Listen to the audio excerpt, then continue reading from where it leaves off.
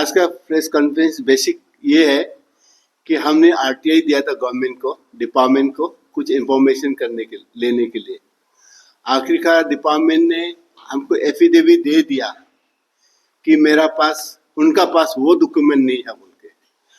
तो इसीलिए हम लोग सोचा, एक प्रोजेक्ट चल रहा है, प्रोजेक्ट का सैंक्शन लेटर सब कुछ है, लेकिन एक पर्टिकुलर जो फाउंडेशन है जिसको हम बोलता है डीपीआर बोलो या डॉक्यूमेंट बोलो, तो वो चीज अभी डिपार्टमेंट का पास नहीं है। और उल्टा उन्होंने हमें एफिडेविट दे दिया कि मेरा पास नहीं है। तो आरटीआई प्रोविजन का अंदर सेक्शन 28 आपका, उसमें एक एक्टिविस्ट जो भी सीकर है वो एविडेंस कलेक्ट कर सकता है साइट विजिट करके। तो ये आज का प्रेस कॉन्फ्रेंस यही है, जब गवर्नमेंट का पास डॉक्यूमेंट नहीं है, डॉक्यूमेंट मिसिंग है और वो एफिडेविट दे रहा है, तो हम एज ए सिटीजन, हम लोग as a citizen, as a stakeholder of that road, हम लोग सोचता है कि हम लोग अभी जाके वेरीफाई करेंगे। वेरीफाई 2-3 बेस पे होगा जो हम एनेक्चर में दिया हुआ है। सबसे पहले मैंने सैंक्शन लेटर आप लोग को इंडोर्स किया है, जो आपका रेफरेंस के लिए होगा। सैंक्शन लेटर है 2015 का। उसका बाद उसको टेंडर होता है। टेंडर होता है आपको 4 दिसंबर 2015। और उसका बाद वो टेंडर को ई टेंडर होता है, नेशनल ई टेंडर होता है, क्योंकि वो सबसे बड़ा प्रोजेक्ट था अरुणाचल का रोड कंस्ट्रक्शन। एनईसी का सिंगल फंडेड में ये सबसे बड़ा अरुणाचल का वो था, फंडेड प्रोजेक्ट था। तो उसका बाद वो नेशनल ई टेंडरिंग होता है। तो उस टेंडर में जॉइंट वेंचर का बेसिस पे MSPRL एंड गेपोंग वो बिडिंग करता है। जो प्लॉटेड टेंडर कॉस्ट था 141 करोड़ 89,000 और वो लोग बीट करता है 119 करोड़ 78 और something 78 something. That means below 22 crore approximately, मतलब प्रोजेक्टेड अमाउंट से वो बिलो 22 करोड़ बिलो मारता है। उसका बाद वो जॉइंट वेंचर कुछ काम करने का बाद कुछ दिन, उसका बाद वो फिर उसको टेक्निकल सैंक्शन होता है। टेक्निकल सैंक्शन है 13 मार्च 2017। मैं अभी इसको मैं बताने जा रहा हूँ। आपका जो इवेंट्स जो डेट वाइज है उसको चीफ इंजीनियर वेटिंग करता है टेक्निकल सैंक्शन, लेकिन वो टेक्निकल वेटिंग जो है 62 किलोमीटर का सिर्फ करता है, जबकि रोड टोटल सैंक्शन हुआ था 70 किलोमीटर का।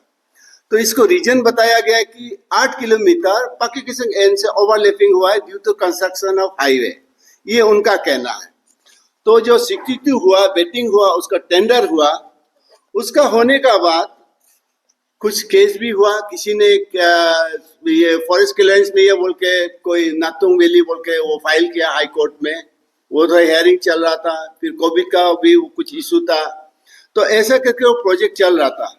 जहाँ तक हम लोग अपना घर का सामने हो रहा था पूरा देख रहा था, काम इतना स्पीड नहीं था। लास्ट में जाके ये आपको एक मेमोरेंडम फिर एक एग्रीमेंट होता है सब कॉन्ट्रैक्ट का। तो सब कॉन्ट्रैक्ट जो है जनरली सब कॉन्ट्रैक्ट होता है, लेकिन बैक टू बैक होने से ऑलमोस्ट वो भी कॉन्ट्रैक्टर होता है। तो बैक टू बैक में जो एग्रीमेंट जो प्रिंसिपल कॉन्ट्रैक्टर क्लाइंट होता है, जो क्लाइंट होता है गवर्नमेंट होता है हम लोग का जनरली कॉन्ट्रैक्ट का, वो भी गवर्नमेंट का, बिल्डिंग हो रास्ता हो, क्लाइंट जो गवर्नमेंट होता है। एंड प्रिंसिपल कॉन्ट्रैक्टर होता है जो टेंडर उसको जीतता है, और टेंडर जब देख के किसी को देता है वो सब कॉन्ट्रैक्टर होता है, और सब कॉन्ट्रैक्ट से और कोई लेता है उसको पेटी कॉन्ट्रैक्टर बोलता है। These are the terms of use in the construction civil nature work में। तो ये जो है फिर एक डीबीआर से वो एग्रीमेंट होता है, वो काम को फिर डीबीआर को देता है। तो डीबीआर को देने के बाद डीबीआर कुछ काम करता है, फिर डीबीआर का साथ फिर यूमिको बोल के कोई वो है कंपनी है, वो फिर टेंडर वो एग्रीमेंट करता है। तो ये डीबीआर ये यूमिको जितना भी किया हम लोगों के नजर में ऑफिशियली रिकॉर्ड में ये जो प्रिंसिपल कॉन्ट्रैक्टर जो बैंक गारंटी देता है, जो प्रोजेक्ट को खत्म नहीं करने तक वो बैंक गारंटी 6-7 करोड़ रखता है, उसको कॉन्फिडेंशियल लेटर देके चीफ इंजीनियर रिलीज कराता है। ये सब मैंने सारा आपको यहाँ में एनएस कर दिया है। उसका बाद ये करते करते ऑलमोस्ट 5 साल हो जाता है।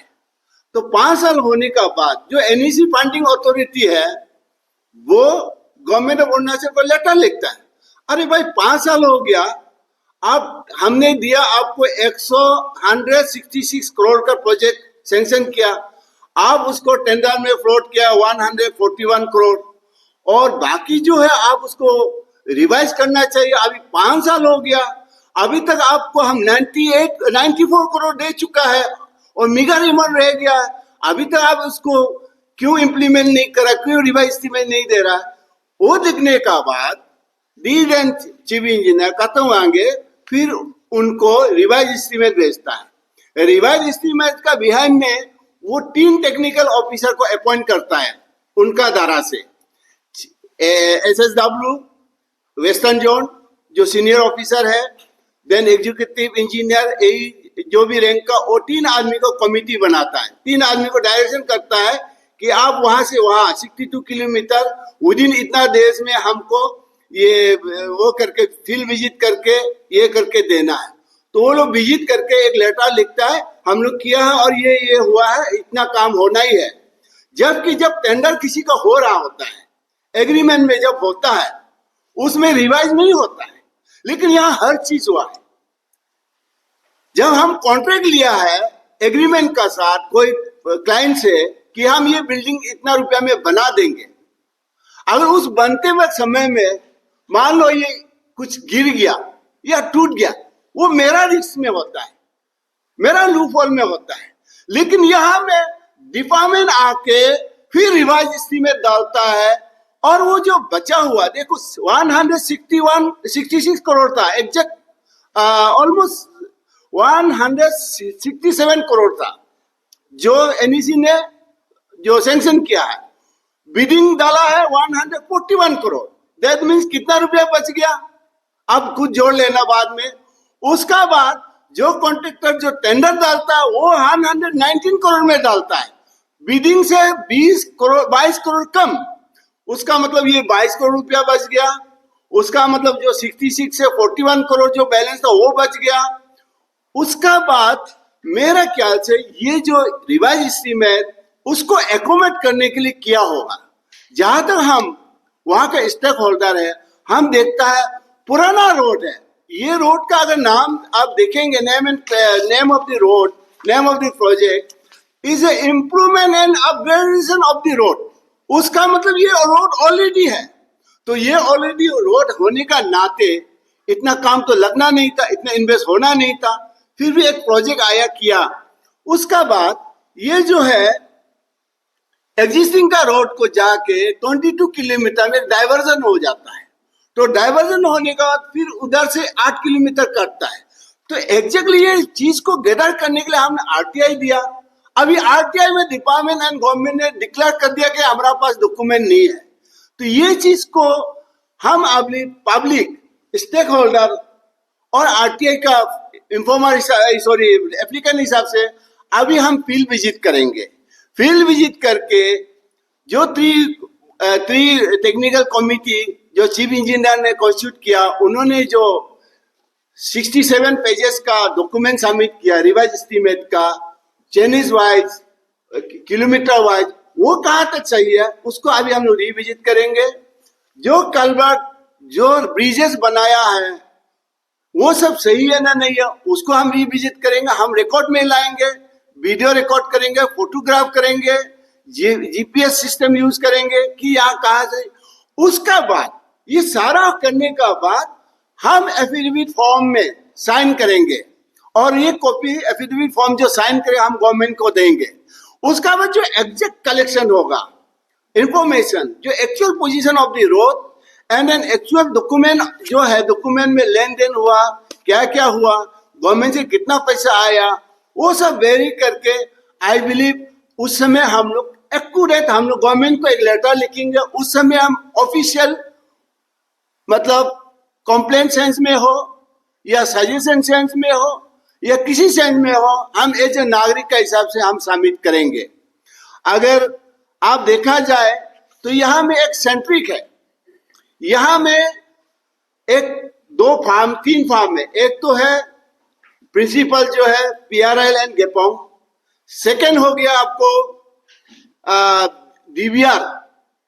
डीबीआर केस करना पड़ा हैदराबाद में यूमिको के अगेंस्ट में, और यूमिको ये हमारा वहां का MLA विधायक का वाइफ का फार्म है, उनका साथ केस करके वहां से कमिश्नर अपॉइंटमेंट होके यहाँ का DC SP हमारा पक्के के संग हेल्प लेके वो अपना सामान को ले जा सका।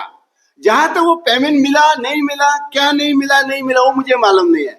यहाँ में उन लोगों का एग्रीमेंट कॉपी है, एग्रीमेंट में क्लियरली स्पेल आउट है क्या क्या कर सकता है, क्या क्या नहीं कर सकता है।